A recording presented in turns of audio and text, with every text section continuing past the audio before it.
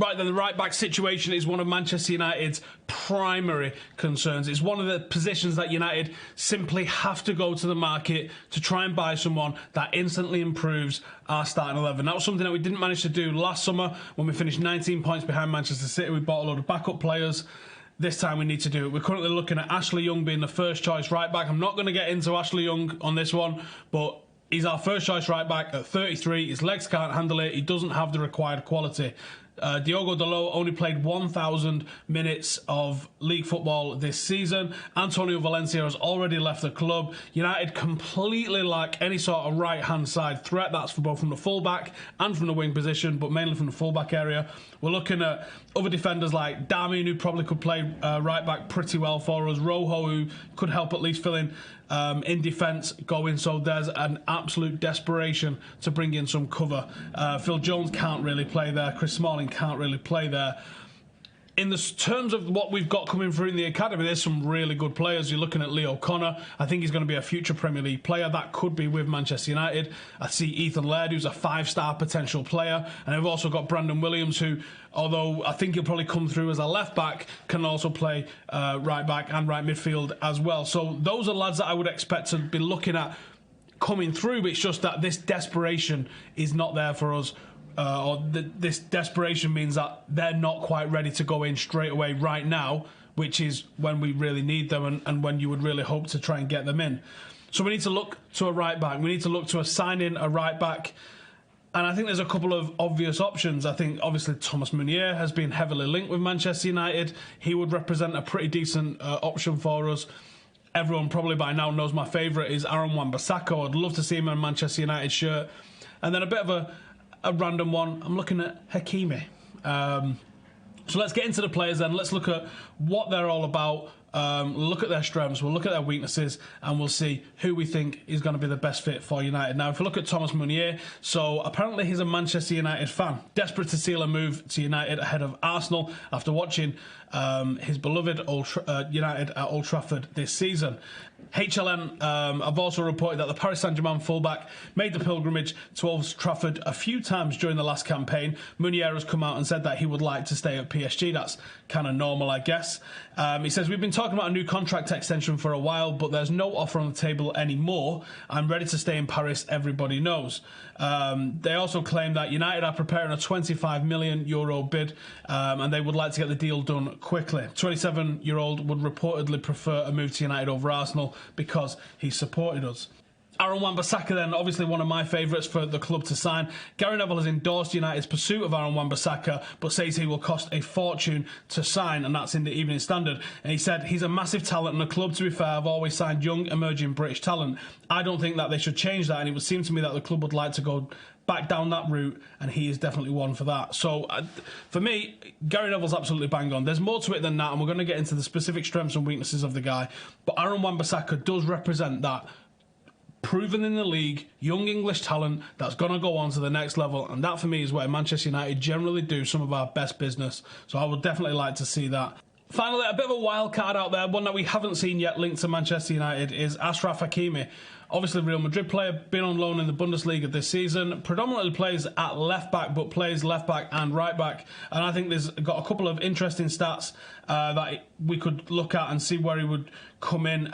He would be more of a utility backup kind of player, I think, because he also can play centre-half as well as left-back. So I think he would potentially, depending on the price, be a pretty good option for that. If not, first choice right back. So let's get into the strengths of all the different players then. So straight up then, Thomas Meunier, physical presence, 6'2". That's a big bonus for us because we are not the biggest side. After Jose's trying to build the land of the giants, we've lost Fellaini, we've lost Zlatan, and we're starting to see some of those bigger players moved on and moved out. So 6'2", a little bit of height in there. Good level of distribution, 83% pass accuracy, which is both higher than Young and Dalot, so instant improvement on both of those. 2 key passes per game across all competitions. Ashley Young manages 1.5 key passes per game, Dalot 0.3, so big improvement in that. And averages 54 passes per game, which is about 10 more than Young and about twice, if not nearly 3 times what Dalot sort of offers us. I really like the look of Thomas Meunier. I think he's a really good age. I think there's a lot of positives to him, and the price being a real big one if we're not able to land Wan Bissaka, who, before we even get to the conclusion, is going to be my number one choice in this one. But we've got to look at the other options as well, haven't we? Aaron Wan Bissaka, best defender in the league. Simple as that. Defensive defender, the best one.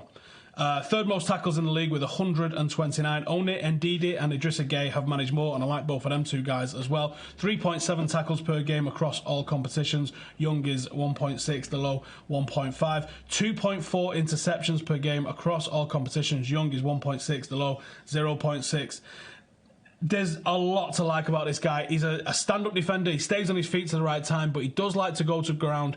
It's almost quite spectacular when he does go to the ground, but he wins the ball so many times. He is a defender first, and that is, I can't even tell you how much better that's going to make Manchester United. When you've got a guy that you can rely on making a tackle, doesn't make a lot of mistakes, even for someone so young. His decision-making is fantastic. His positioning is fantastic. On the ball, he's good, and I think there's a level to go into him. If you're looking straight up on just what he can offer, in terms of what he delivers with the ball at his feet, if you looked at what Robertson delivered when he was at Hull, you wouldn't have been that impressed. So I think that the more a player moves up into a team that's better on the ball, and United have not been great, but we are certainly better than Crystal Palace, you would hope, he's going to improve his output in terms of the numbers with those ones. I really like him, and I think he should be our first choice, but that's not to say we're not going to look at the strengths of the ones that we're looking at as well. Hakimi then. So we're going to look at another one who's got quality distribution with the ball at his feet, because this is where I think Young and to an extent Dalot really let themselves down. 86% pass accuracy across all competitions, 61 passes per game across all competitions, 1.1 dribbles per game, which is double what Young manages and 0.3 more than what Dalot manages. Came through the Real Madrid academy, and as we said earlier, can play left back, centre back, right back. I don't think he's as adept in the right-back position as the other two that we're looking at, but certainly one that we could be looking at to make a massive impact for United, and I think he'd probably be available quite cheaply as well. If we're looking in terms of the weaknesses of the players then, discipline-wise, Thomas Meunier, 2 fouls per game. Attitude has been called into question, which happens with a lot of players at PSG. I don't know if it's something that they recruit or just something that happens by being a player at PSG.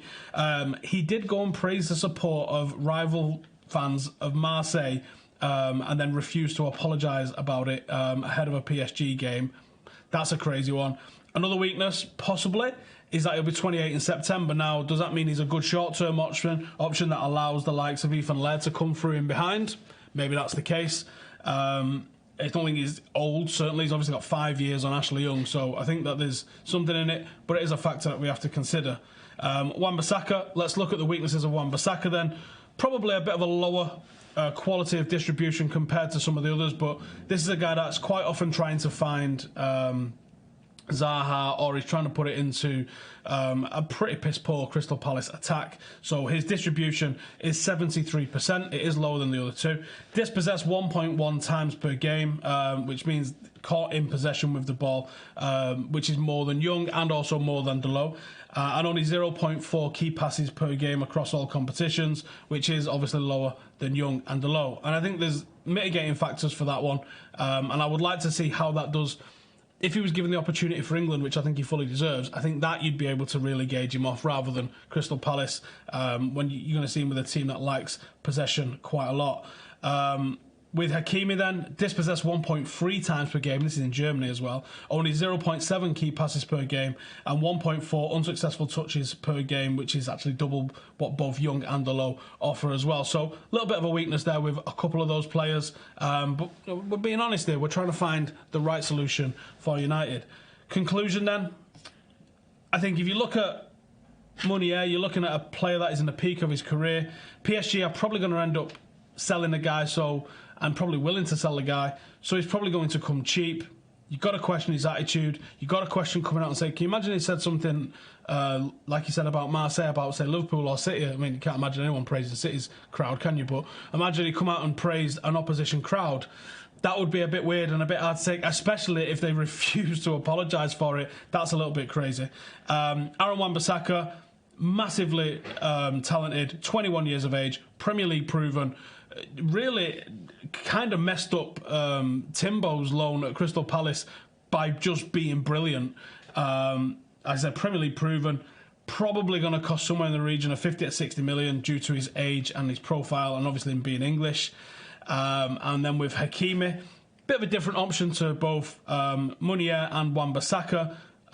Far more attacking than both of those, which might be something that we're looking for. I think it fits the age profile and style profile that Solskjaer is looking for. I don't know what terms it would be for a price. In my head, I think it'd be quite a low price. I think that Real Madrid will be looking to let him go.